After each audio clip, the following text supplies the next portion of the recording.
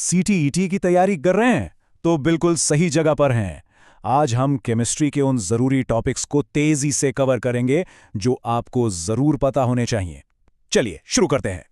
देखिए, हमारा मकसद ये है कि आपके घंटों की पढ़ाई को हम सिर्फ 5 मिनट में समेट दें। वो सबको जो आपको सीटेट साइंस पेपर के लिए जानना जरूरी है, वो यहां मिलेगा। तो सफर कहां से शुरू होगा? हम शुरुआत करेंगे कंबस्शन से, यानी जलने के अमल से। फिर आगे बढ़ेंगे फॉसिल फ्यूल्स, एसिड्स और बेसिस और मेटल्स और नॉन मेटल्स के फर्क को समझेंगे। और आखिर में हम मादे की बुनियाद यानी एटम की दुनिया में गोता लगाएंगे। तो चलिए पहला टॉपिक उठाते हैं, कंबस्शन। अब ये सिर्फ आग जलाना नहीं है, इसके पीछे एक पूरी साइंस है और हम वही देखने वाले हैं।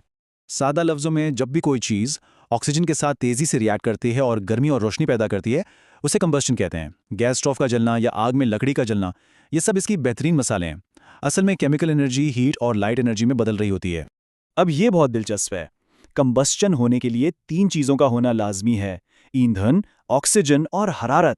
इन तीनों को मिलाकर बनता है फायर ट्रायंगल। अगर आप इनमें से एक भी चीज़ हटा दें तो आग बुझ जाएगी। है ना आसान? तो एक अच्छा ईंधन कैसा होता है? हाई कैलोरीफिक वैल्यू का मतलब है कि थोड़ा सा ईंधन जलाने पर भी ढेर सारी एनर्जी मिले, साथ ही वो महफूज हो, सस्ता हो और आसानी से इस्तेमाल किया जा सके। अब जब हमें ये पता चल गया है कि एक अच्छा ईंधन क्या होता है, तो चलिए इन 2 आम ईंधनों पर नजर डालते हैं जो हमारी दुनिया को चला रहे हैं: कोयला और पेट्रोलियम। आप जानते हैं, कोयला सिर्फ जलाने के काम नहीं आता।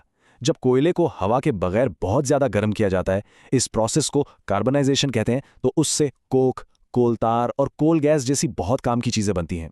बिल्कुल इसी तरह पेट्रोलियम, जिसे काला सोना भी कहते हैं, उसे भी रिफाइन किया जाता है।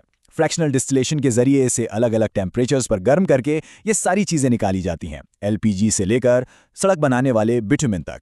चलिए अब ईंधन से आगे बढ़ते हैं और केमिस्ट्री की एक और बुनियादी तकसीम को देखते हैं: तेजाब, असास और नमकियात। ये हर जगह हैं, आपके पेट के तेजाब से लेकर साबुन तक जो हम इस्तेमाल करते हैं। इनको पहचानने के लिए हम इंडिकेटर्स का इस्तेमाल करते हैं। मिसाल के तौर पर, अगर आपके पास नींबू का रस है जो कि एक तेजाब है और आप उसमें नीला लिटमस पेपर डालेंगे तो वो फौरन सुर्ख हो जाएगा। देखा कितना आसान है? ठीक है, तो हमें ये तो पता चल गया कि नींबू का रस तेजाबी है, लेकिन ये बैटरी के तेजाब से कितना कमजोर है। इसके लिए हमें एक पैमाने की जरूरत है, और वो पैमाना है पीएच स्केल। साफ पानी का पीएच 7 होता है, जो न्यूट्रल है। 7 से कम कुछ भी तेजाबी है, जैसे नींबू के रस का पीएच 2 के करीब होता है, और 7 से ज्यादा, जैसे बेकिंग सोडा के महलूल का पीएच 9 के आसपास, असासी होता है। अब हम बात करेंगे अनासिर की 2 सबसे बड़ी फैमिलीज की, जो पीरियोडिक टेबल की बुनियाद हैं: धातें और गैर धातें। ये बहुत अहम फर्क है।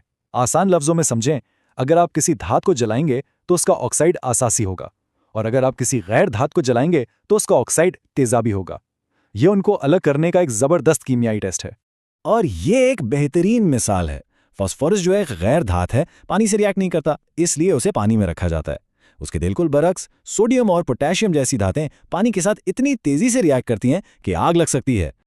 ये सीरीज सिर्फ रटा लगाने के लिए नहीं है, ये हमें बताती है कि कौन सी धात कीमियाई रिएक्शन में दूसरी धात को उसकी जगह से हटा सकती है। केमिस्ट्री का एक बहुत ही जरूरी कॉन्सेप्ट है ये।